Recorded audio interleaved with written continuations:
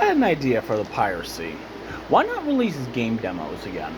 Or, I don't know, the Game Pass system was actually pretty good because they're already paying for it. And, well, there's also some other things. So Microsoft got some of it right to actually limit piracy. But piracy still happens because there's either lack of funds or it's not available in the country. Yet companies oh yeah, Nintendo also sent the FBI after the pirate websites, the very ones that are in other countries, and that they were able to shut down the United States servers for now.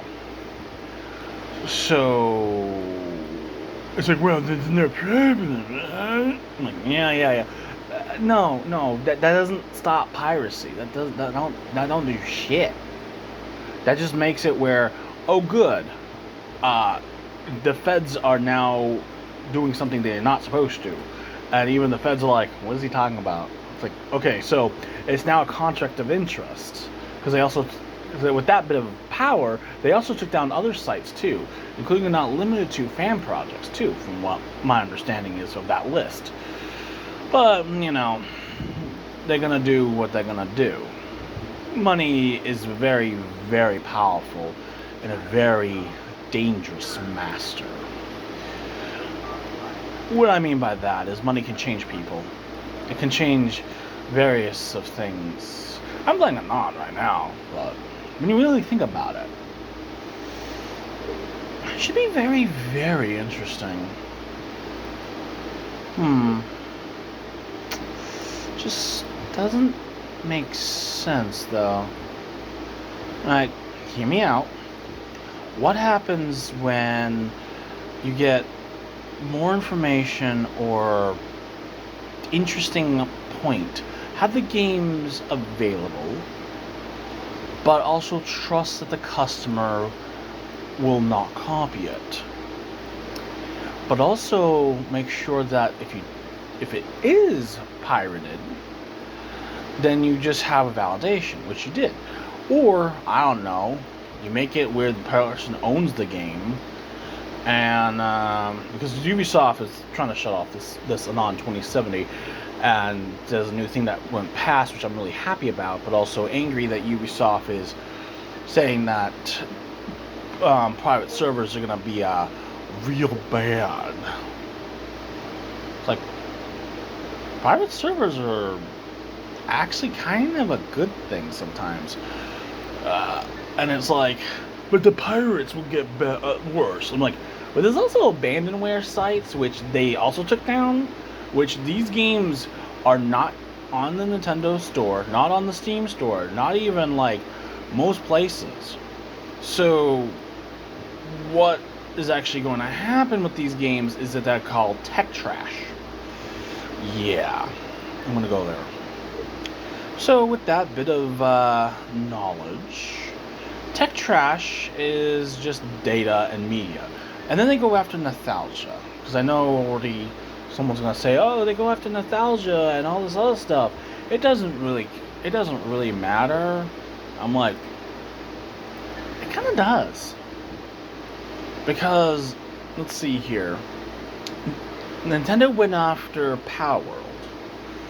Then they made it where the consoles you have to buy new of.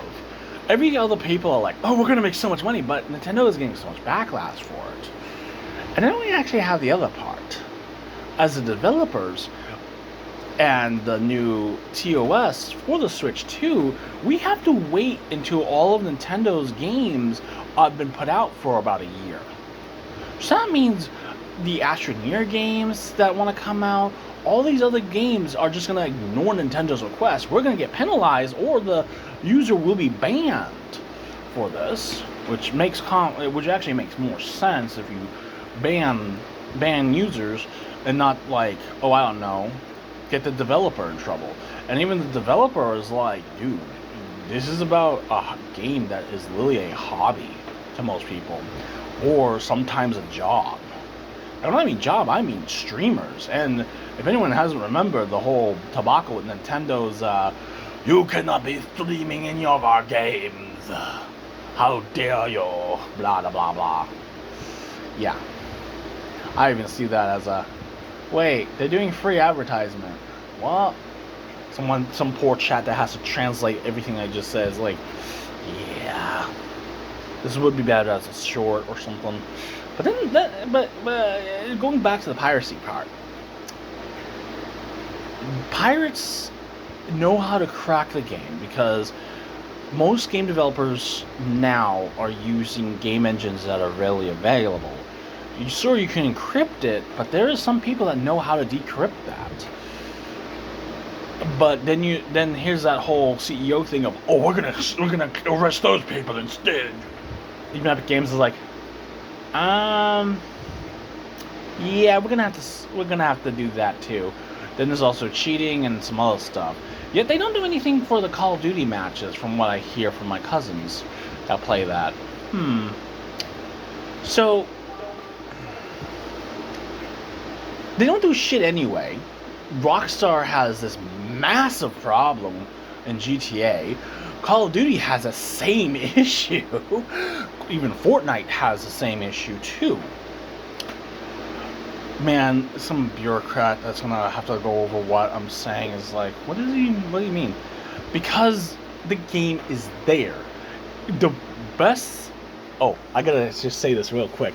So the best fucking thing that was actually able to be done is when the games were on a server and people would have to log in. There's no way of cheating. So here's something really, really fun. A server, but a desktop. Now, with that bit of knowledge and a little bit of fun, what if you keep the games on the server and rely on internet? Because even the internet, it's also there. Or, because that prevents cheating, and it's really, really hard to duplicate a game because you're connecting to a server. It might stop piracy. But then there's also the costs and the other things, along with the internet issue, which also kind of kills the idea. Because not everyone's going to have good internet. That's like everywhere around the world, even the United States. So, why don't we just go back to like one major thing? Physical media. And there was a thing that it's hard to copy, which is called Dunk Data. But you can't release the SDK, or that company cannot be researched.